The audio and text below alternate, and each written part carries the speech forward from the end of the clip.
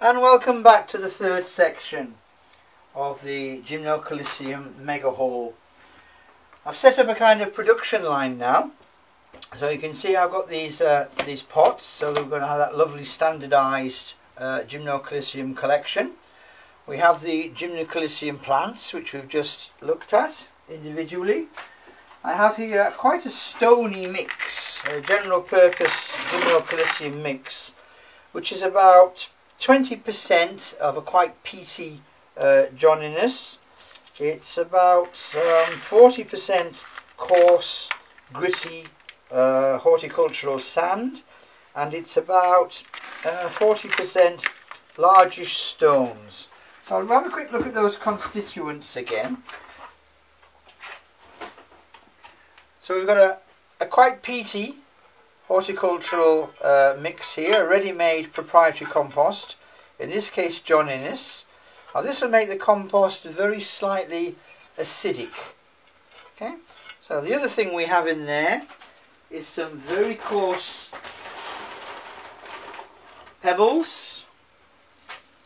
Okay, so these range in size from about 5-6 millimeters all the way up to almost 10 millimeters, but this is a very mixed mix, to say the obvious way of putting it.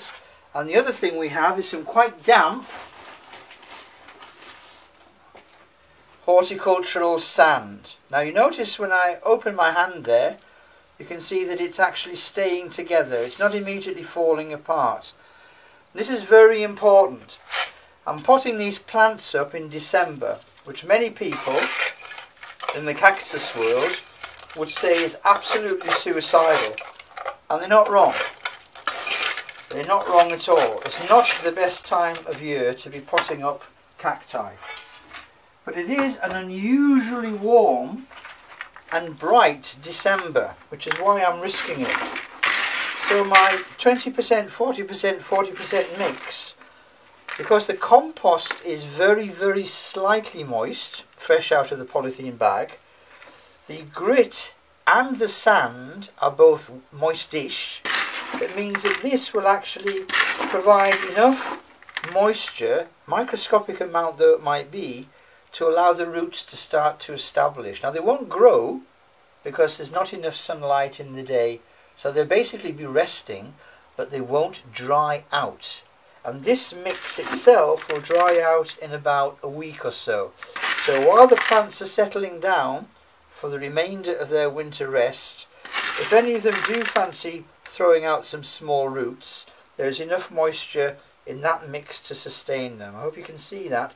It's not dry, it's not crumbling, nor is it wet, which would promote root rot. So that's the situation.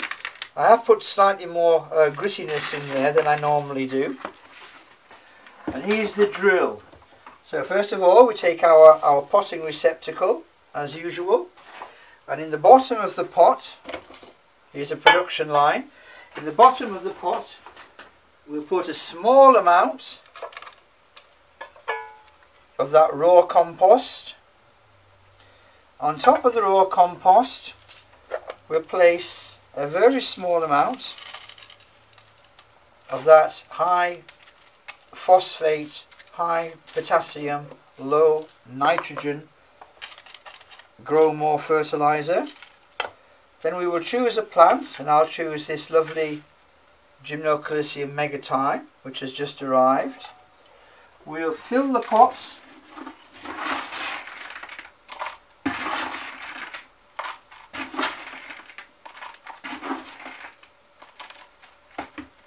to within about ½ an inch of the top.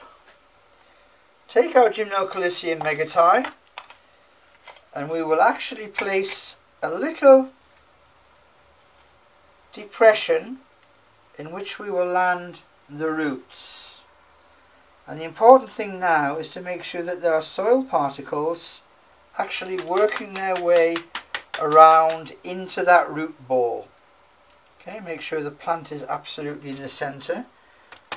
We all know that that's important. If it's not in the centre, then you may as well throw yourself out of the window. There we are. And keeping the receptacle there, we will then start looking for our horticultural grit. So this is slightly smaller than what I've been using to pot the plants up, and we will put a nice topping around our Gymnocalycium megati, and then we'll tidy that up.